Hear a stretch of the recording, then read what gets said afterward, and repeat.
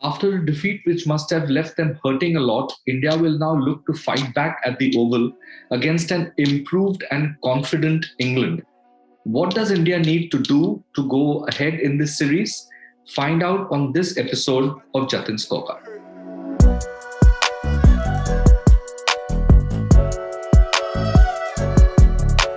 Let's start off with the 11, which I think India will play.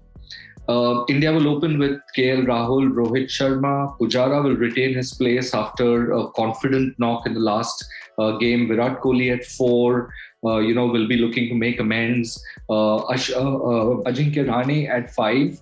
I think he has to play a little more aggressively. Rishabh Pant has been getting out. He seems to be a little double-minded, getting out, to nothing shots outside the off stump.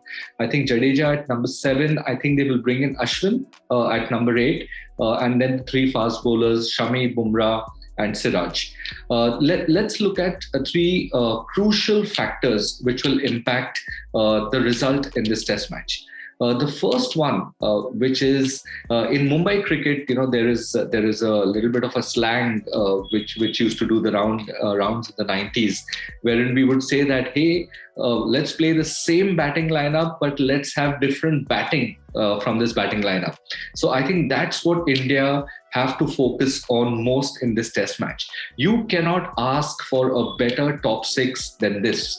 KL Rahul, Rohit Sharma, Pujara, Virat Kohli, Ajinkya Rahane and Rishabh Pant, the mercurial Rishabh Pant at number 6. I don't think you can ask for a better top 6. What they need to do, according to me, and I know it's tough against the likes of Anderson and Robinson and Overton, as I'd said early on in the series, in the preview to the entire series, that Overton is also a guy India need to watch out for. And then Sam Curran, I know it's tough, but here is a battle-hardened group of the top 6. They need to be more aggressive.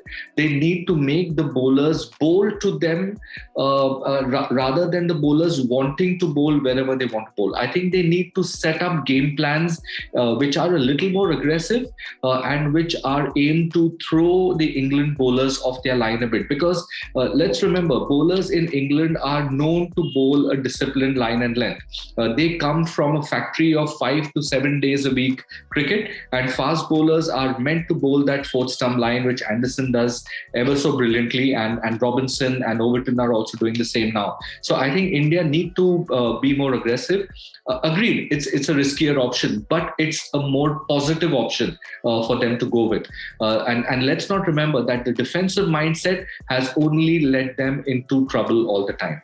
So that's the first thing. The second thing, according to me, is going to be the pitch. Because at Leeds, we saw that even though there wasn't a lot of grass on the wicket, it was deceptive. I think India got fooled a little bit by the look of the pitch. They thought it'll turn more, but it seemed a lot. I think every ball seemed at Headingley, and that will not be the case at the Oval. The Oval is known for its bounce, but it's known to be a good track to bat on as well. There will be very, very less lateral movement as compared to Headingley, but there will be bounce. And when there's bounce, it's not only the fast bowlers that are happy, but the bounce also makes the spinners excited, and it will help Ashwin. I think Ashwin is a bowler who thrives on a little more bounce in the pitch, and with the bat pad and the silly point in, I think Ashwin will enjoy bowling at the Oval.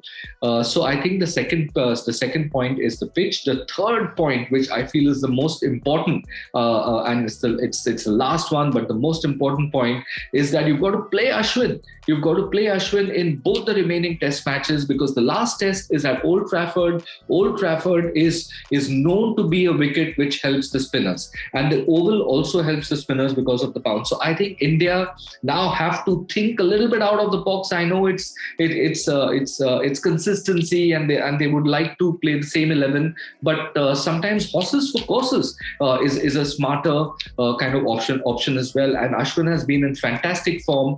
I think Virat Kohli will play him, and I think Ashwin will make a big impact in the last two Test matches. So for me, I'm looking forward to two players from the Indian team for the last two games, not only for the Oval Test match, but for the last two games. The first one is KL Rahul. I think KL Rahul's time has come. He will now. According to me, and I may be wrong, but I'm just going out on a limb here. I think he's going to get a big 100 at the Oval, and he will put India in a position where they get 400 or so in the first innings. And I think KL Rahul is going to be the standout batsman amongst the two teams in the last two games. And similarly, I think Ashwin. So KL and Ashwin are the two guys I'm really looking forward to in the last two Test matches. Thanks for watching. It's going to be a fantastic series. I think this one is going to go down to the wire. And if you have any questions, use the hashtag AskJatin on my Twitter account, or write to me in the comment section, and I'll only be too happy to answer them. Thanks for watching.